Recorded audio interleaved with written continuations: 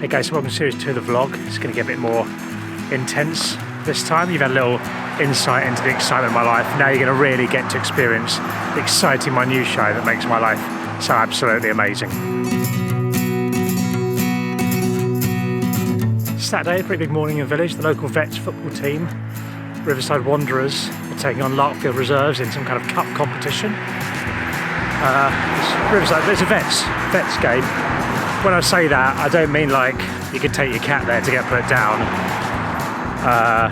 They're not veterans rather than veterinary surgeons. They might put down your cat, I don't know, but I don't think they operate on it. You can ask them. Told the children are off to clubs this morning, so just myself and the baby, Arlo. Don't know if he's into football. It's quite early to tell, doesn't seem to be much apart from milk, sleeping. Like some toys and stuff as well, I guess. But we'll just head into the village, see what's going on.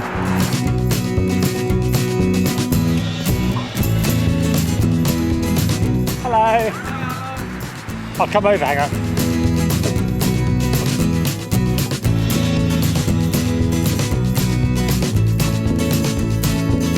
So we just ran into my brother and his wife and kids, which killed a bit of time before the big vets game that's coming up in 20 minutes. So now myself and Arlo are going to sit here, have a look at some ducks, enjoy one of the last days of summer, I imagine.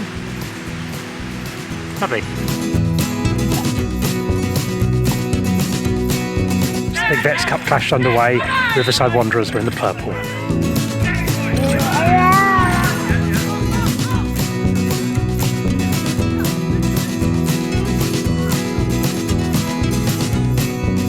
How are you, Harry?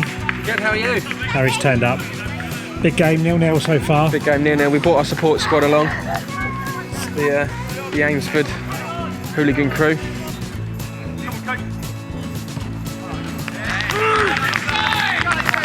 What's happened, Harry? That old man found that old man, and then the other old man scored a goal. Nice. Via the spot. 1-0 to Amesford. 1-0 to Amesford. Wanderers. Come on the Wanderers, yeah. So Harry, half time, 1-1 in the end. What do you make of the game so far? I think Wanderers started off quite slowly, but they grew in confidence and got into the game. Took a penalty to take it to 1-0. About 35 minutes or so in, the opposition fizzed a shot in across the box and curled it right into the top corner. It was a sublime effort, actually. 1-1. You going to watch second half? Are you bored? I'm pretty bored, but looks like Ross is coming on, so I might stick around for that. How's it going, Ross? It's alright, we're doing alright. 1-1? 1-1, yeah, pretty tight game. Excuse me. Alright, great touchline to do that.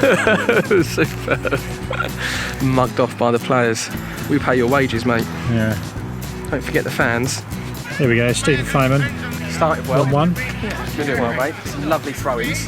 Thanks. Yeah. Both our throws. Been practicing in my back garden. Second half just kicked off, Harry. You going to watch the rest? You bored? Oh, I'm not sticking around for another 45 minutes of this. Yeah, let's go on. Should we go to McDonald's? Yeah, let's do it. So the good news is that Riverside Wanderers won 2-1 and progressed to the next round of the Cup. Now a week got busy after that, and on Tuesday I went to Norwich to see my friend Jack and record a sketch involving a horse. Link up there, I think there, if you haven't seen it. Spoilers in this is some outtakes from it, but watch the main sketch first if you want to. I mean, up to you. And the number 30 stops at Drayton Road roundabout and Thorpe Marriott before terminating here in Taverham. Williams Capital.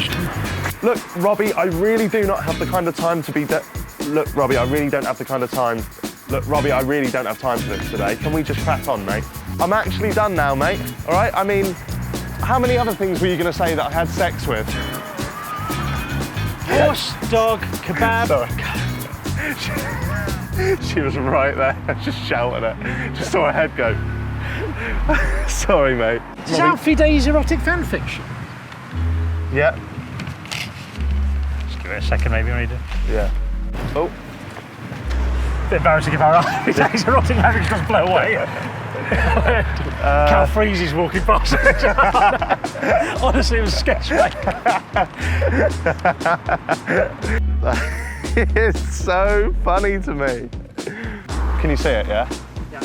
So Robbie, do you want me to just cuddle it, or shall I like proper get off with it? Proper get off with it. Proper get off with it. Proper get off with it. Should wait for the kids to come past before we do it. Before we talk about dogs, yeah. What has our lives become, Robbie, where we have to patiently wait for a mother and our children to go by because we know we're going to be talking about dogs. YouTube 2018. 6 months in the game, already hitting the kind of content I've been doing. I'm 41. So Tuesday was filming Jack with a horse, and then on Wednesday I was back down to London to film the Prime Minister. Now I was just filming her give a speech from quite a long way away, but it's actually the second time I've met a Prime Minister. Buckle up, it's story time. When I worked at Soccer we had a feature called Things I Know About Football. Still one of the best interview series I've ever done. I loved it, absolutely loved it. Anyway, for a while we wanted to get a politician involved in it, and we asked a few that we thought might be interested in football, sporty type people we knew liked it. No one was interested. Then someone said to us, have you tried the Chancellor, Gordon Brown? Obviously we said no, because he was the Chancellor, Gordon Brown. He was very unlikely to do it. But we got in touch, and apparently someone in his office watched Soccer AM and he saw it a bit as well and liked it. So they said he'd do it. Now, knowing I had to make a good impression, I got in touch with the woman at Sky Sports who books the cameramen and said, look, I need someone really great for this. I'm interviewing the Chancellor on Downing Street, so I need a really great cameraman. And she said, we've only got Greg. Now, Greg, the guy who was available for the shoot, is a lovely guy, but he's not necessarily the person you think would give the greatest impression to the probable future Prime Minister of the country. Now, Greg's Australian. In fact, he's so Australian, he used to live in a house with midnight oil. I said to him on the phone, we need to make a good impression. He promised me we would. Tubes, how would you describe Greg? An interesting character, Robbie. You won't want him to interview Prime Minister with him, future Prime Minister? Definitely not, Robbie. So I went through security nice and early, got onto Downing Street, and I was there about 20 minutes early at 8:10, just hanging out in the road basically. This is 2 weeks after they've banned driving on your mobile phone, and right on the last minute it could possibly arrive, Greg comes down Downing Street on his mobile. So a policeman comes over, as you would, and said, it was very nice about it. He said, look, how do you think it would look if the press got a photo of someone driving on their mobile phone down Downing Street just afterwards? Greg started arguing, saying he was just checking his voicemail. I told him to shut up and that we should just maybe apologise and move on. We got in the building, got a lovely little tour of it. It was amazing, absolutely incredible. One of the best things I've ever experienced being on Downing Street, just feeling the power, being in the building, looking out in the garden. It was Tony Blair was Prime Minister at the time. So you could just see his kids' toys outside in the garden. It was amazing access, and we were just there setting up, and it was a military precision exercise as you'd expect. It was like Gordon will be here in 30 minutes, Gordon will be here in 20 minutes, Gordon will be here in 10 minutes. Carried on like that until about 3 minutes to go when Greg said, I need to go to the toilet. No, I said, well, you just have to hang on for a minute because Gordon Brown will be here, Chance will be here in 3 minutes, and then we'll do the interview. It only take 5 minutes, so you can go to the toilet in 8 minutes time. And Greg said, no, I'm sorry, I can't wait. Now I'd question what sort of an adult human being gets within 8 minutes of wetting themselves. But Greg on this occasion appeared to be that guy. So Greg promises he'll be back in time for Gordon Brown. Obviously he isn't. Gordon Brown turns up and I have to say to him, I'm sorry, cameraman's just in the toilet, it'll just be a second. And I had to make small talk with the Chancellor of the Exchequer. It was a blur, if you're honest. I'm quite good at small talk, but I was really struggling. I remember saying 2 things to him amongst this blur. 1, I said it must be cool being Chancellor. And 2, I told her I did economics at university, which is true. Didn't seem very interested in any of that. So Greg the cameraman eventually came back from the toilet and he said to the Chancellor of the Exchequer, Gordon Brown, he looked at him and went, oh, I'd give that 5 minutes, and then just carried on like nothing weird had happened. Absolutely amazing. So last week I announced plans to take the channel to a new level and start releasing 2 videos a week.